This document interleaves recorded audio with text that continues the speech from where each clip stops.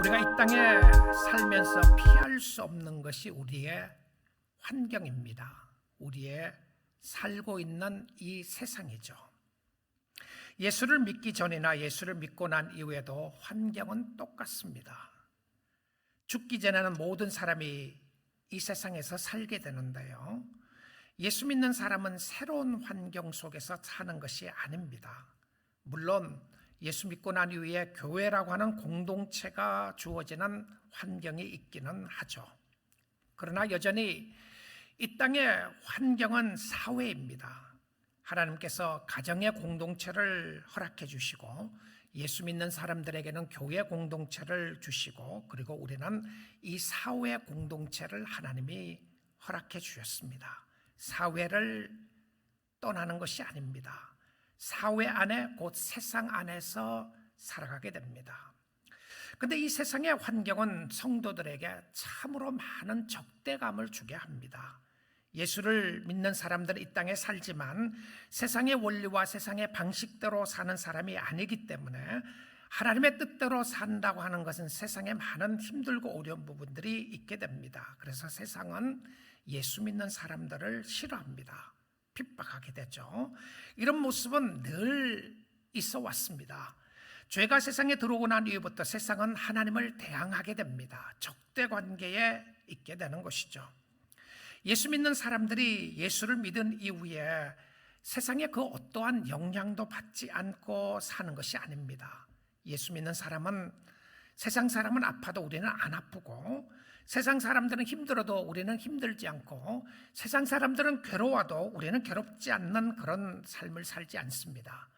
세상 사람들은 먹어야 하는데 우리는 안 먹어도 잘 살 수 있고 입지 않아도 살 수 있는 그런 사람들이 아니라는 사실입니다. 하나님은 예수를 믿는 이후에도 우리를 이 세상에 두셨습니다. 그리고 이 세상에는 세상을 다스리는 정치가들이 있습니다. 통치자들이 있는 것이죠. 이 세상을 다스리는 정치가들은 대부분 다 예수를 믿지 않는 사람들입니다. 간혹 예수를 믿는 사람이 있다는 것이 얼마나 감사한 일인지요. 그럼에도 불구하고 어떤 정치인들은 정말 예수를 믿는지 아니면 예수를 이용해서 종교를 이용해서 자기의 필요를 채우고 목표를 달성하려고 하는지 사실 알지 못할 때가 있음을 보게 됩니다. 예수를 믿는다고 하는 사람들이 정치를 잘하면 참 좋겠지만 그러나 우리가 살아나가는 동안에는 세상은 여전히 힘들고 어려운 부분이 많이 있음을 보게 됩니다. 하나님의 최고의 관심은 예수 믿는 사람들이 곧 성도가 성도다워지는 것이고 교회가 교회다워지는 것입니다. 우리는 세상을 변화시키기 위해서 이 땅에 존재하는 것이 아니라 우리가 예수 그리스도를 믿음으로 말미암아 이 땅에 살아나가는 삶이 무엇인지를 바라보게 되고 하나님의 영광을 위해서 사는 것이 세상에 사는 사람들의 모습입니다. 예수님께서는 우리들에게 너희는 세상의 빛이요 세상의 소금이라고 하셨습니다. 너희는 세상의 빛이 되라 세상의 소금이 되라고 이야기하신 것이 아니고 너희는 이미 예수를 믿는 사람은 이 세상의 소금이고 세상의 빛이라고 하셨습니다. 이 세상에서 우리가 빛과 소금의 역할을 감당하는 것은 전도를 하는 것만이 아닙니다. 전도가 중요하죠. 물론 정말 중요합니다. 그럼에도 불구하고 전도를 하면 우리의 삶을 다 이 땅에서 살아나가는 것이 아니라는 것입니다. 그래서 오늘 로마서 13장의 본문을 통해서 성도가 이 땅에 살아가면서 어떻게 살아야 하는지 사회생활의 원리를 말씀을 통해서 보도록 하겠습니다. 로마서에서 많은 논쟁이 되는 구절 중에 하나가 오늘 본문 말씀입니다. 사람들이 이 본문을 싫어합니다. 그리고 이 본문에 대한 설교를 많이 들어보지 못했을까라는 생각이 듭니다. 그래서 많은 자유학자들은 이렇게 이야기합니다. 이 성경 이 본문은 로마서 13장 1절부터 8절은 성경에서 제외된다고 하는 사람들이 있습니다. 왜 그러냐면 물론 받아들이기 힘든 부분들도 있지만 문맥상으로 잘 맞지 않는다고 그렇게 이야기를 합니다. 그 사람들의 이야기를 한번 살펴보게 되면 여러분 로마서 12장 21절의 끝이 이렇게 끝났습니다. 악에게 지지 말고 선으로 악을 이기라. 그리고는 13장 8절을 보시면 피차 사랑의 빛 외에는 아무에게든지 아무 빛도 지지 말라 이렇게 돼 있어요. 그러니까 사랑과 너무나도 자연스럽게 연결되는 부분이 12장 21절과 13장 8절이기 때문에 이 지금 읽은 본문 13장 1절부터 7절 말씀이 없어도 더 자연스럽다고 이야기를 하고, 나중에 실질적으로 바울이 쓴 편지 속에 들어있었던 것이 아니라 나중에 사람들이 이 말씀을 애드했다고, 집어넣었다고 생각하는 사람들이 많이 있습니다. 그러나 저나 여러분이나 우리 교회가 믿고 있는 것은 성경의 모소를 믿고 있습니다. 성경은 66권 성경은 정확무한 하나님의 말씀이라고 믿고 있습니다. 그 말은 내가 성경 중에서 내가 적용하기 쉽고 내가 믿기 쉬운 것들은 믿고 믿기 싫은 것은 버려도 된다는 그런 의미가 아니라는 것이죠. 내가 이해하든 이해하지 못하든 받아들이든 받아들이지 못하든 성경은 하나님의 말씀입니다. 그래서 우리는 하나님의 말씀의 권위를 최고의 권위로 믿고 있는 사람들입니다. 그래서 말씀이 무엇이라고 이야기하는지 우리는 확인해 보는 것이 중요합니다. 오히려 다른 신학자들은 이렇게 이야기를 합니다. 보수주의 학자들은 이 말씀은 너무 자연스럽게 연결되는 말씀이다. 세상에서 악에게 지지 말고 손으로 악을 이기는 것이 무엇인가? 세상살이다. 바로 정치가들을 어떻게 대하며 이 세상에서 어떻게 살아야 하는지를 잘 이야기해주는, 성도의 의무와 특권이 무엇인지를 말씀해주는, 성도의 성도됨을 너무나도 중요하게 정확하게 말씀해 주시는 분이 바로 13장 1절부터 7절이라고 이야기합니다. 그렇습니다. 저도 그런 모습으로 말씀을 보기 원합니다. 왜냐하면 하나님의 말씀이 우리에게 주어졌을 때는 내가 따르고 쉽기 때문에 따르고 따르기 싫은 것은 버리는 픽앤추스를 하는 말씀이 아니라 하나님의 말씀이 전체적으로 우리에게 주시는 중요한 메시지가 있기 때문에 그렇습니다. 그래서 오늘 성경은 우리에게 무엇을 가르치고 있는지 보도록 하겠습니다. 13장 1절입니다. 각 사람은, 성도들입니다, 너희 모든 사람은 위에 있는 권세들에게 복종하라. 자, 위에 있는 권세라고 하는 이 부분 속에 권세는 아니고요, 권세자들이라고 되어 있습니다. 복수형으로 되어 있다는 것이죠. 아마 이런 모습으로 생각을 한다면은 여러분, 세상에 있는 정치적인 지위에 대한 부분을 우리는 말할 수 있습니다. 직장에서는 나의 보스입니다. 나의 보스에 대해서 어떻게 내가 대하고 있는가? 사회에서는 작은 의미로 생각하면 시장을 어떻게 대하고 있는가? 혹은 주지사를 어떻게 보고 있는가? 혹은 대통령을 어떻게 보고 있는가? 여기에 나오는 권세가 단수가 아니라 복수입니다. 이 말은 내 위에 있는 사람들입니다. 세상에 권세와 권위를 가지고 있는 사람들이죠. 우리는 이 말씀을 받아들이기가 참 힘듭니다. 어렵습니다. 저는 몇 주 동안 고민하고 오늘 이 자리에 섰습니다. 어쩌면 고민할 것도 별로 없는 부분임에도 불구하고 세상의 악의 모습 때문에 그렇다는 생각이 듭니다. 세상이 얼마나 악하나요? 솔직히 정치인들이 얼마나 악한 사람들이 많습니까? 여러분이 생각하는 정치인들, 좋아하든 싫어하든 정말 힘들고 어려운 부분들을 많이 보게 됩니다. 그 사람에게 복종하라고요. 여러분, 어떤 개인적인 정치인들을 생각하기 이전에, 여러분이 누구를 좋아하느냐 싫어하느냐를 말하기 전에 말씀의 배경을 좀 살펴볼 필요가 있다고 생각이 듭니다. 여러분의 정치적인 성향이 민주당이냐 공화당이냐, 좌파냐 우파냐, 보수주의적이냐 진보주의냐에 상관없이 성도들에게 주신 메시지는 권위에 대한 순종입니다. 복종이에요. 오늘날 정말 안타깝게도 이 말씀이 부담스러운 것은 과거 어느 시대보다도 미국 정치가 갈라져 있습니다. 한국 정치사가 늘 그랬던 것처럼 갈라져 있는 모습을 보게 됩니다. 세상의 악한 모습을 많이 보게 되고 정치적인 방향이 어떤 간에 악한 사람이 많음을 보게 됩니다. 그들에게 복종하라는 것이 솔직히 힘드는 메시지입니다. 그러다가 이런 생각이 들었어요. 이게 왜 힘들지 생각을 해보게 되었습니다. 성경은 우리에게 원수도 사랑하라고 했는데, 근데 우리는 원수를 사랑하라고 하는 이야기는 쉽게 잘 받아들이는 것 같습니다. 내가 사랑하든 안 하든. 그럼에도 불구하고 우리는 정치적인 부분에 있어서나 어떤 권위에 대한 부분은 극히도 싫어하는 그런 시대에 우리가 살아가고 있습니다. 먼저 이 시대의 배경을 좀 살펴보기 원하는데요. 이스라엘 백성들은 애굽에서 살았던 때가 있었습니다. 요셉이 국무총리로 있었을 때는 정치적으로 굉장히 편안하고 좋았을 때였습니다. 그런데 요셉이 죽은 이후에 그 시대를 잊은 애굽의 바로 왕은 이스라엘 백성들을 핍박하기 시작합니다. 악한 바로였습니다. 그들이 정치적인 힘을 길러서 애굽을 대항하여 싸운 것이 아니었습니다. 오히려 애굽이 그들의 강함을 보고 핍박하기 시작합니다. 그 악한 정치권 밑에서 유대인들은 핍박을 받았습니다. 그리고 나중에는 아들을 낳으면 다 죽이라고 하는 명령을 듣게 되었어요. 그때는 정치에 굴복하지 않았습니다. 말씀과 직접적인 대항의 모습이 있을 때는 그들은 하나님의 말씀을 따르는 것을 세상 정치보다 더 중요하게 생각을 했고요. 핍박을 감수하고 위협을 감수하고 신앙을 지켰던 사람들이 믿음의 선조들이었습니다. 그런데 성경이 이야기하고 있는 것은 그 악한 바로 왕, 바로를 하나님이 세웠다고 성경은 이야기를 합니다.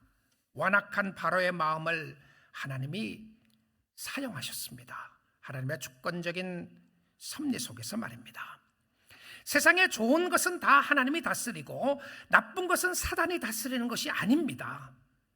악의 통제도 하나님이 하십니다. 우주 만물 모든 것의 주권자가 우리의 하나님이시고 공중권세 잡은 자가 사단이지만 그 사단을 다스리고 있는 분이 우리 하나님이십니다. 이해할 수 없는 부분들이 많이 있죠. 하나님이 다스리면 왜 이런 일들이 일어나는지 물어보게 되는 것입니다. 우리는 이 말씀을 생각해 보면서 이 로마서 이 13장 로마서 편지를 첫 번째 받았던 로마 시대를 살았던 흩어져 있었던 그리스도인들을 생각하지 않을 수 없습니다. 유대인들이 많았습니다. 그러나 이방 사람들 중에도 그리스도의 복음을 듣고 주께로 돌아오는 사람들이 많이 있었어요. 그리고 로마에 사는 그리스도인들에게 이 편지를 쓰게 됩니다. 그 당시에 로마를 생각해 보게 되면 황제가 다스리고 있을 때였습니다. 그리고 Caesar is a king, Caesar is God, 가이사는 왕이다라고 하는 시대에 살았어요. 그리고 사람들은 황제를 숭배했습니다. 왕을 숭배하는 것을 신으로 숭배하고 있는 그 시대를 생각하지 않을 수가 없습니다. 그리고 많은 그리스도인들은, 예수를 믿는 사람들은 로마 사람들의 노예로 살 때였습니다. 악한 세상이었어요. 그리고 노예 주인들은 대부분 로마 사람들이었고요. 그 로마 사람들은 대부분 다 예수를 믿지 않는 사람이었습니다. 예수를 믿는 사람을 잡아 죽이는 그런 때에 살게 됐는데, 아직은 네로 황제가 통치를 하는 때는 아니었지만, 그러나 여전히 도미시안 황제나 여러 황제들은 기독교를 핍박하는 그런 때였습니다. 그때의 성도들에게 이야기를 합니다. 위에 있는 권세자들에게 복종하라. 이게 받아들일 수 있는 메시지였나 생각을 해보게 됩니다. 우리가 이 땅에 살아나가는 동안 우리는 실질적으로 예수 믿기 때문에 핍박을 받지 않는 그런 세대에 살고 있으면 얼마나 감사합니까? 그럼에도 불구하고 여전히 정치권에 대한 권위에 대한 복종과 순종은 힘들고 어려운 메시지임에도 사실인데, 그 당시에 예수 믿는 사람을 핍박하고 어렵고 힘들게 하는 악한 세상에 살아있던 그 사회 속에서 권위에 대한 복종은 정말 어려웠습니다. 이게 말이 되는 소리입니까? 지금과 같은 정치 시대보다 훨씬 더 악할 때였습니다. 그리고는 많은 그 주인이 로마 사람이었는데요. 그 로마 사람들에게 순종하고 복종하라. 정말 힘들고 어려운 메시지였습니다. 근데 왜 성도들에게 이렇게 하라고 이야기를 하고 있습니까? 로마서 1절을 다시 한번 보도록 하겠습니다. 권세는 권위죠. 파워입니다. 파워. 권세는 하나님으로부터 나지 않음이 없나니 모든 권세는 다 하나님께서 정하신 바라. 하나님이 모든 권세를 주관하고 있고 정해놨다고 이야기를 합니다. 여러분의 직장의 보스부터 시작했어요. 여러분 위에 있는 사람들, 가정의 권위를 있는 사람들, 사회가 권위 있는 사람들을 다 하나님이 정했다고 하면서 강력한 하나님의 주권을 이야기합니다. 우리는 알고 있습니다. 역사를 통해서 세상은 얼마나 악한 독재자들이 나타남으로 말미암아 세상이 악했는지를 압니다. 히틀러가 그랬습니다. 사담 후세인이 그랬습니다. 북한의 삼부자가 그렇습니다. 애굽의 바로 왕이 그랬습니다. 바벨론의 느부갓네살 왕이 그랬습니다. 로마 시대의 황제들이 그랬습니다. 우리 주위에 여전히 이런 모습들을 보게 됩니다. 그런데 성도들에게 오히려 경고하십니다. 성도들에게 무엇을 경고하고 있습니까? 2절입니다. 2절에서 이렇게 말씀하고 있음을 보게 되는데, 그러므로 권세를 거스르는 자는 하나님의 명을 거스름이니 거스르는 자들은 심판을 자취하리라. 이 권세를 잡은 자들이 악한 사람들이 많은데 권세를 거스르지 말려고 합니다. 권세를 인정하고 복종하라는 말을 하고 있음을 보게 됩니다. 저는 이 말씀을 묵상하고 읽다가 예수님이 십자가에 못 박혀 돌아가시기 전에 사건이 생각이 났습니다. 예수님이 십자가에 못 박혀 돌아가실 때 그 당시에 권세를 가지고 있는 사람이 누구였냐면 바로 빌라도라고 하는 총독이었습니다. 총독 빌라도가 그가 파워를 가지고 있었고 그의 파워 밑에 굴복당하는 것처럼 보였던 것이 예수님이었습니다. 그런데 예수님은 빌라도를 쉽게 없앨 수 있었습니다. 말 한마디면, 아니 말이 무슨 소용이 있겠습니까? 한순간에 빌라도를 싹 없앨 수가 있었어요. 빌라도가 예수님께 이렇게 이야기하고 있음을 보게 됩니다. 요한복음 19장 10절에서 이렇게 말합니다. 빌라도가 이르되 내게 말하지 아니하느냐? 내가 너를 놓을 권한도 있고 십자가에 못 박을 권한도 있는 줄 알지 못하느냐? I have a power to release you. 파워를 가진 사람의 힘입니다. 칼이에요.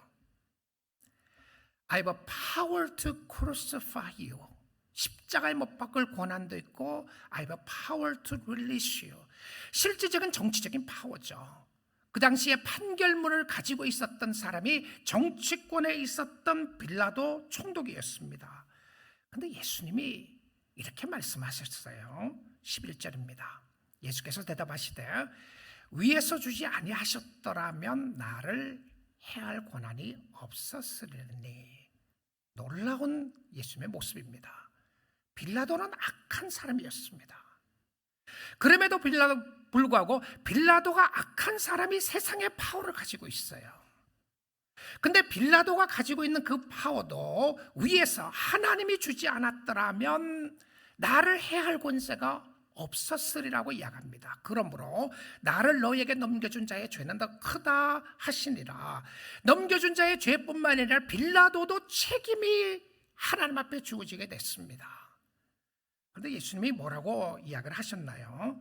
너는 말도 안 되는 소리 하지 마라. 내가 완전히 너를 한순간에 없애버리겠다 그러지 않고 어떤 면에서는 썸밋하는 모습을 예수님이 보여주셨습니다.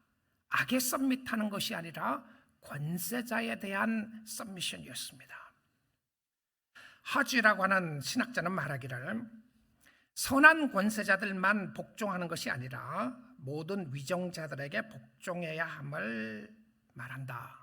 왜냐하면 그들의 인격을 보고 복종하는 것이 아니라 그들의 공적인 직책을 보고 복종하기 때문이다라고 이야기를 했습니다. 여기에 대하여 베드로 사도도 이렇게 말씀하고 있습니다. 베드로전서 2장 18절인데요. 사환들아, 종들아 이렇게 이야기합니다. 여러분, 이 표현은 그 당시에 로마 시대의 노예 제도를 인정했다는 의미가 아닙니다.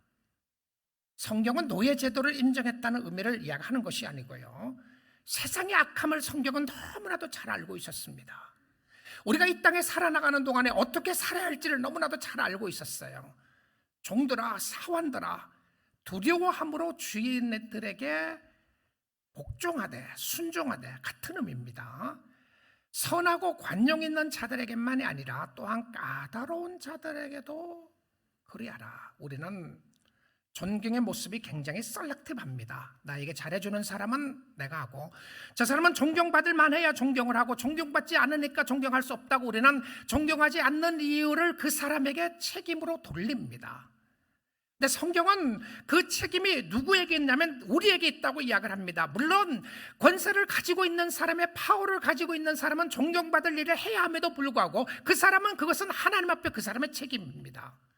근데 파워 밑에 있는 사람들은 권위에 대한 부분에 있어서 베드로 사도도 이렇게 이야기합니다. 종들아, 범사에 두려움으로 주인들에게 순종하되 선하고 관용 있는 좋은 주인들에게는 잘하는 것만이 아니라 까다로운 자들에게도 그러하라. 상대가 어떤 사람이냐가 조건이 아니라 어떤 위치에 있는 사람인가를 말하고 있습니다. 초대교회로 다시 돌아가서 생각해 보겠습니다. 베드로 사도의 편지나 또 바울 사도의 편지가 얼마나 도전적이었나요? 여러분이 저를 어떻게 보셔도 좋습니다. 저는 제 개인적인 정치적인 성향을 가질 수 있습니다. 여러분도 물론 가질 수 있고 가져야만 한다고 생각합니다. 그래서 투표할 수 있는 권리가 있고 시민의 권리가 있습니다. 그 권리를 하세요. 그럼에도 불구하고 교회라고 하는 공동체 안에서 우리가 이 땅에 살아나가는 동안 우리에게 주어진 책임은 생각해 보아야 될 필요성이 있다는 생각이 듭니다. 권위가 망가지고 권위가 다 부서지고 있는 이 세상 속에서 예수 믿는 사람들은 어떻게 살아야 될 것인가? 여러분,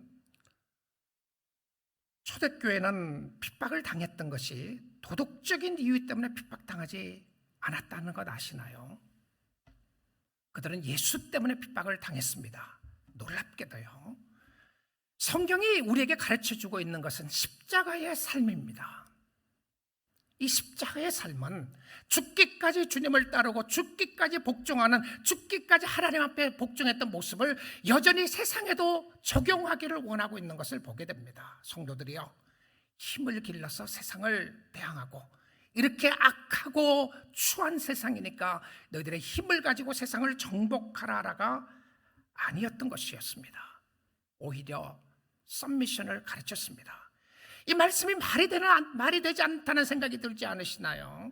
어떻게 로마 시대의 초대교회 성도들에게 이런 오히려 약해 보이고 약하기 때문에 당한다고 하는 생각 속에 있었던 사람들에게 오히려 썸밋하고 굴복하는 모습처럼 보일 수가 있었습니다. 그런데 성경은요, 오히려 썸미션이 굉장히 파워풀한 힘 있는 정복이라는 것을 보여주었어요. 만약에 로마에 살아가고 있었던 성도들에게 힘을 기름으로 말미암아 로마를 정복했더라면 아마 그리스도인들이 복음을 그렇게 전할 수가 없었을 것입니다.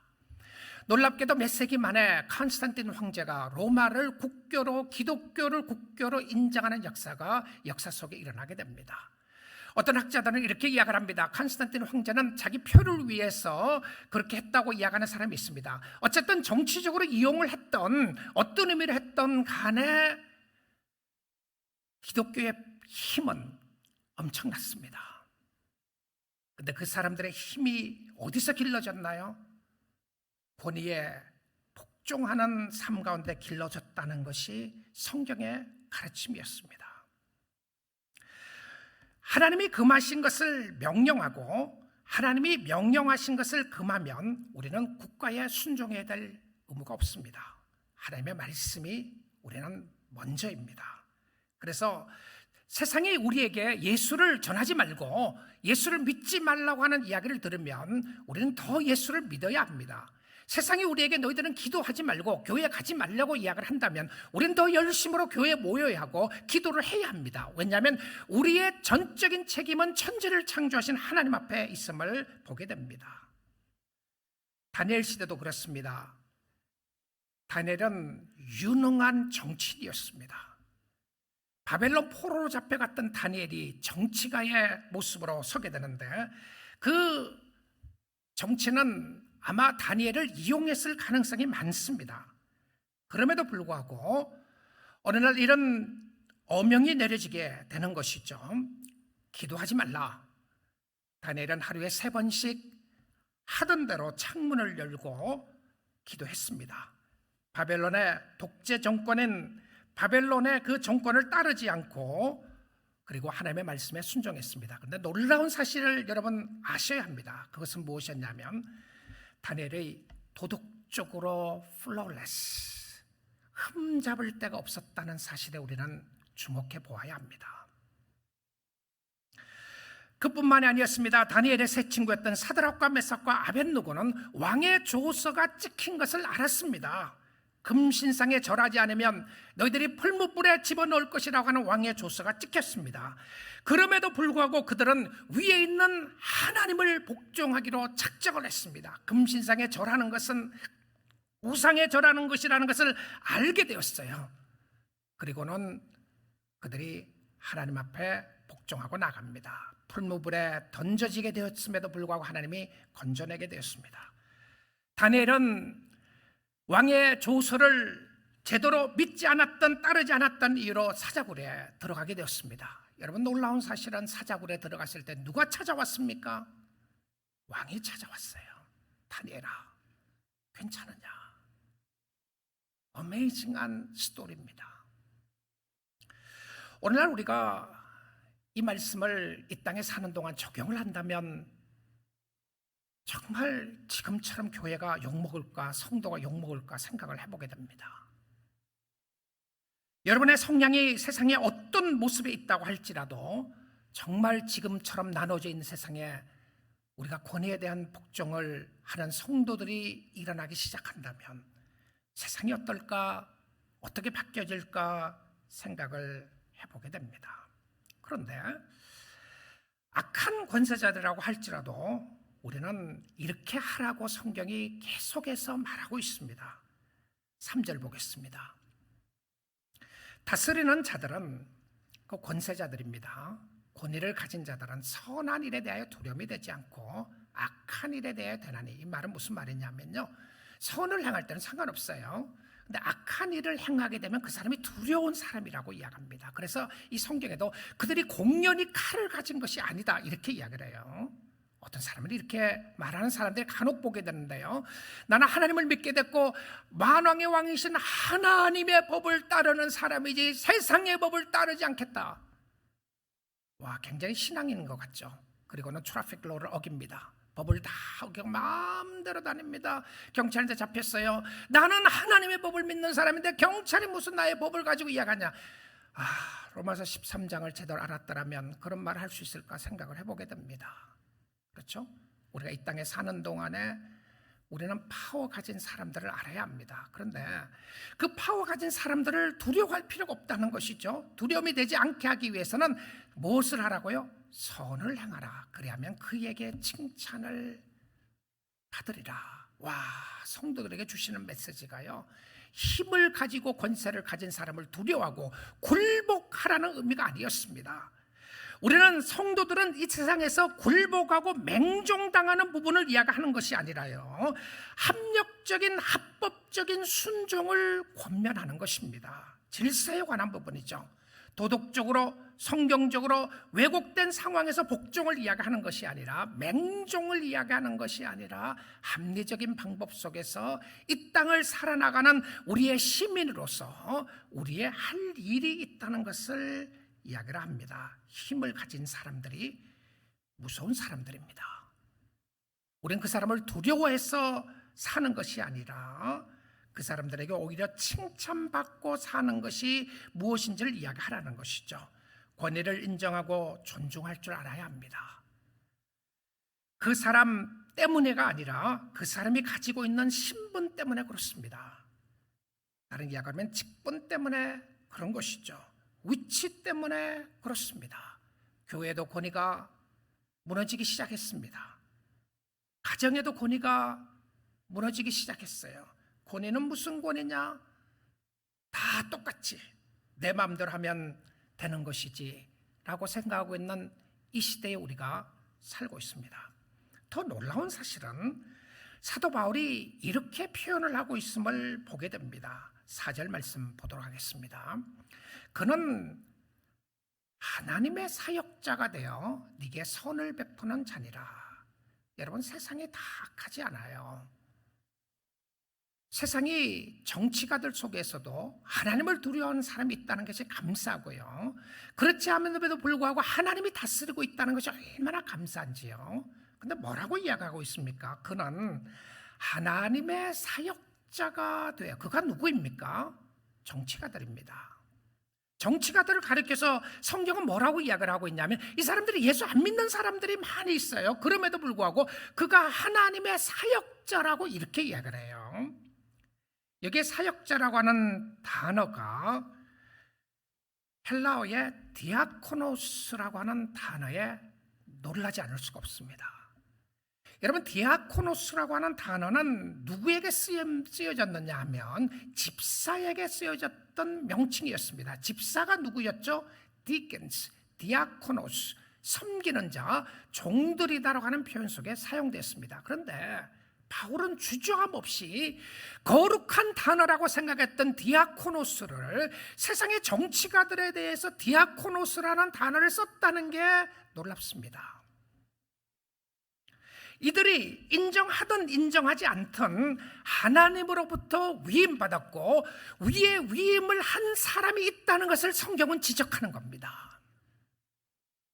권위를 위임한 사람이 자기가 정치적인 힘을 길러서 잘돼서 잘된 것이 아니라 그것을 인정하고 그것을 다스리고 있는 것이 하나님이라는 것을 이야기해주고 있음을 보게 됩니다. 그래서 악한 사람들이 벌을 받게 법이 있는 것이 참 감사한 겁니다. 법이 무너지면 어렵게 되는 것이죠. 법이 무너지고 법이 제대로 행해지지 않는 세상에 살고 있는 우리들에게는 오히려 법이 잘 진행될 수 있도록 우리가 도와야 되고 협력해야 될 부분들이 있습니다. 선한 일과 악한 일을 처벌하는 세상의 하나님의 에이전트라고 하는 것입니다. 하나님의 에이전트다. 누가요? 교회가 아닙니다. 교회가 세상의 하나님의 에이전트가 아니고요, 여기 나오는 말씀으로 보게 되면 세상에 있는 세상 사람들이 그 사람들도 하나님의 에이전트라고 이야기를 합니다. 그래서 성도들도 세상 법을 지키지 않으면 그 법에 의하여 처벌을 받는 것이 당연한 겁니다.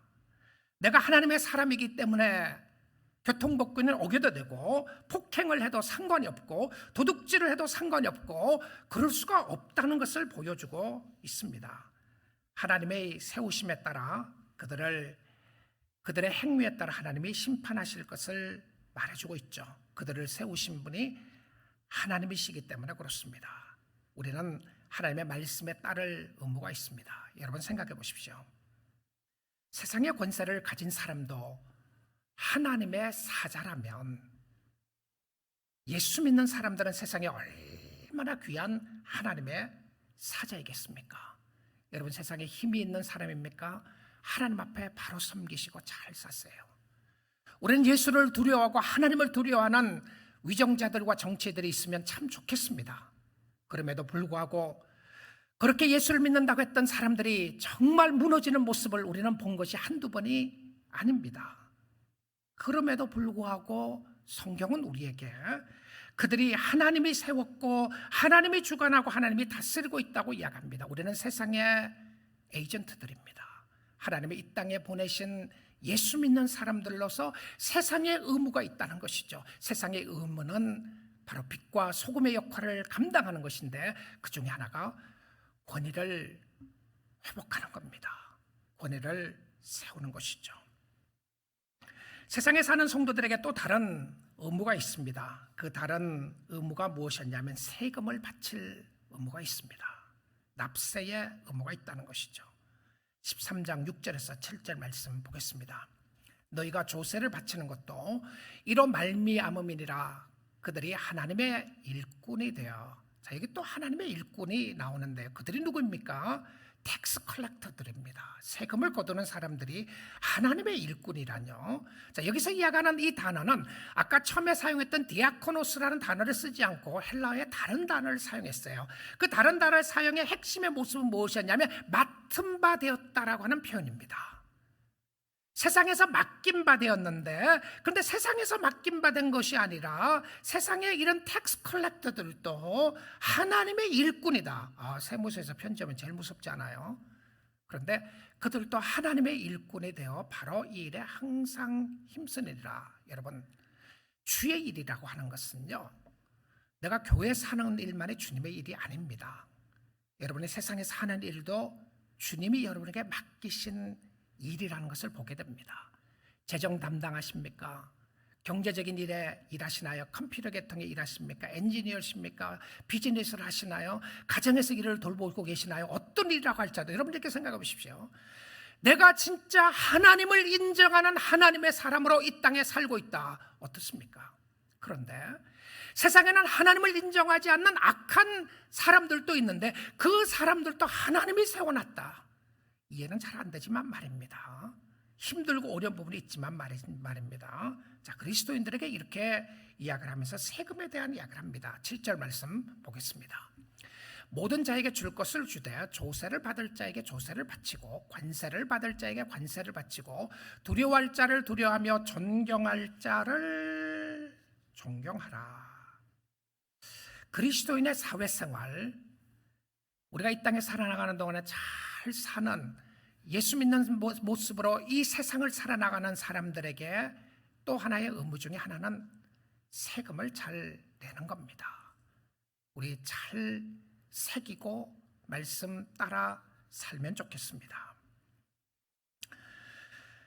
예수님 당시에 이 부분에 대해서 사람들이 예수님께 물었습니다.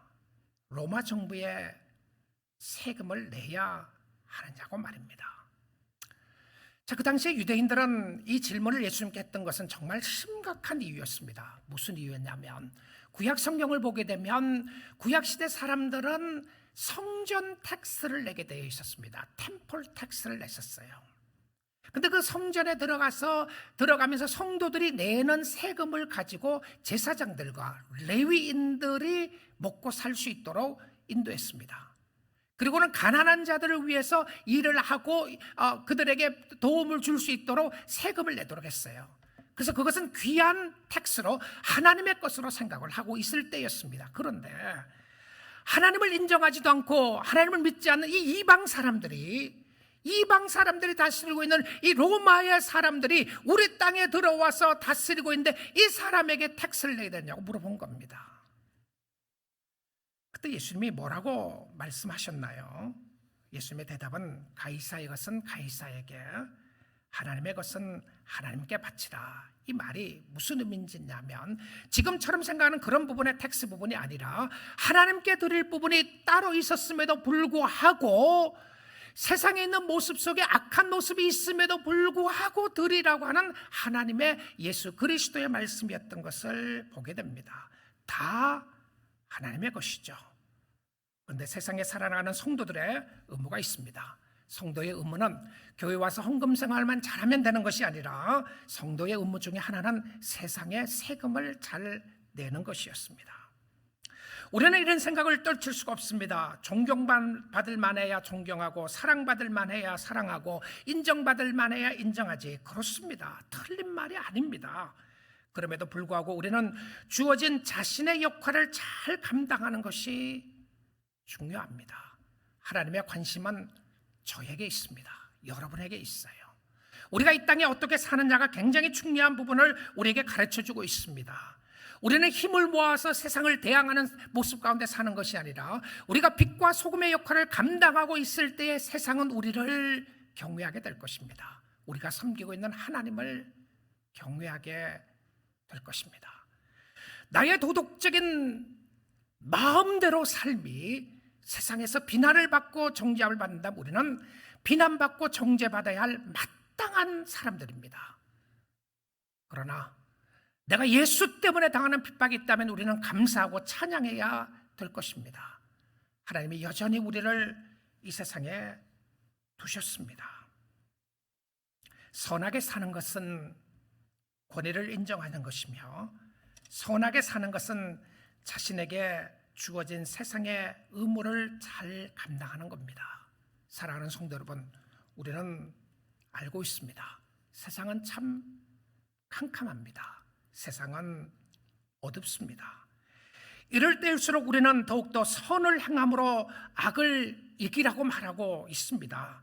속이는 사람이 많을 때일수록 우리는 정직하게 살아야 합니다. 하나님 보시기에 정직하게 살아야 한다는 것이죠. 도덕적으로, 영적으로, 정치적으로 문란한 시대에 우리는 살고 있습니다. 그래서 우리는 더 깨어 있어야만 합니다. 성도들이 인정받지 못하고 교회가 인정받지 못하는 시대에 우리가 살고 있습니다. 그러기에 우리는 더욱더 도덕적으로, 영적으로 우리의 책임을 다해야 할 때에 살아가고 있습니다. 어두우면 어두울수록 빛은 더욱더 밝게 빛나는 것처럼 성도의 삶이 세상에 빛이어야 하고 세상의 소금이어야 합니다. 예수님 안에서 이 세상에서 정의와 평화를 추구하는 것이 하나님의 나라 백성들입니다. 우리는 이 땅에 완전한 정의와 평화가 올 것으로 믿는 사람들이 아닙니다. 우리는 새하늘과 새 땅에 있음을 알고 저 천국의 소망을 가지고 사는 사람들입니다. 그럼에도 불구하고 우리가 살아나가고 있는 이 세상 속에서 정의와 평화를 사랑하고 구현할 수 있도록 우리가 살아야 하는 것은 하나님이 우리에게 주시는 복음의 메시지를 담고 있는 사람들이기 때문에 그렇습니다. 저는 정말 교회에서 정치 이야기하는 거 싫어합니다. 그리고 원하지 않습니다. 정치적인 칼라, 이념, 신념 때문에 교회가 갈라지는 모습, 성도들이 갈라지는 모습을 보게 됩니다. 이 사람이 무슨 파다라고 해서 서로 정죄하고 비난하는 모습을 보게 됩니다. 정말 그럴 수 없습니다. 여러분의 성향은 얼마든지 가지고 가십시오. 그리고 그것을 소중하게 간직하시고 여러분 시민으로서 얼마든지 활동하실 수 있습니다. 그러나 교회는, 이 교회 공동체는 예수 그리스도를 위해서 존재하는 공동체입니다. 그리고는 우리는 이 땅에 살아나가는 동안 비난과 정죄를 멈추기를 성경은 오히려 원하고 있습니다. 그리고는 다른 사람을 인정해 주기를 원하고 있는 모습을 보게 됩니다. 저는 정치적인 색깔이나 컬러가 없어서가 아니라 있음에도 불구하고 또 다른 면에 세상에 살아나가는 동안에 그런 면이 있기 때문에 우리가 정말 진정 필요한 것은 그리스도인답게 사는 것이 무엇인지를 다시 물어야 할 이 시대에 살고 있습니다.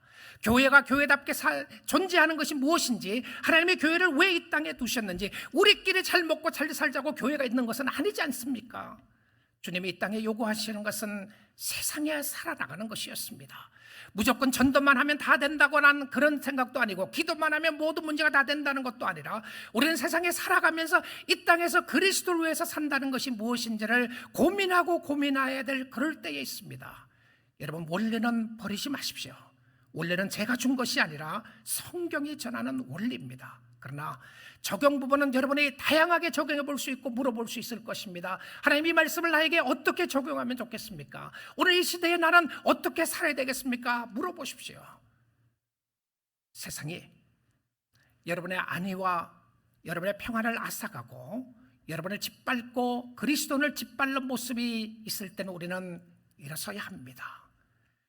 세상이 교회를 핍박하고 교회를 하여금 예배를 드리지 못하게 하고 주님을 섬기지 못한다고 할 경우에는 우리가 일어나야 할 것입니다. 오히려 믿음이 필요한 때는 믿음을 사용하지 않고 믿음이 필요 없는 상황에서 예수 믿는 사람들의 믿음과 이름을 이용하고 있다면 우리는 잘못 생각하고 있는 부분이 많다는 생각이 듭니다. 우리 사랑하는 뉴라이프 가족 여러분, 저와 여러분이 이 땅에 하나님이 살도록 존재하도록 해주신 이 세상이 그래도 얼마나 감사한 일인가요? 우리는 로마 시대에 살지 않습니다. 우린 초대교회에 살지 않아요. 그렇다고 해서 초대교회에 주었던 말씀은 그때 상황이고 우리는 지금 상관없다고 말할 수 있는 때가 아닙니다. 여전히 우리는 불안한 시대에 살고 있습니다. 여전히 세상은 교회를 쳐다보고 있는 때에 살고 있습니다. 왜냐하면 빛을 가지고 있는 사람이 우리입니다. 소금을 가지고 있는 사람이 우리란 말입니다. 그래서 우리를 바라보고 있는데 우리가 정직하게 하나님 앞에서 살고 우리의 의무를 다하고 누가 보더라도 존경받을 만한 삶으로 살고 하나님 앞에 온전하게 살 수 있는 축복이 있을 때에 하나님이 우리를 통하여, 여러분을 통하여, 우리 교회를 통하여, 우리 성도들을 통하여 영광 받으시고 또 축복과 은혜로 인도해 주실 줄 믿습니다.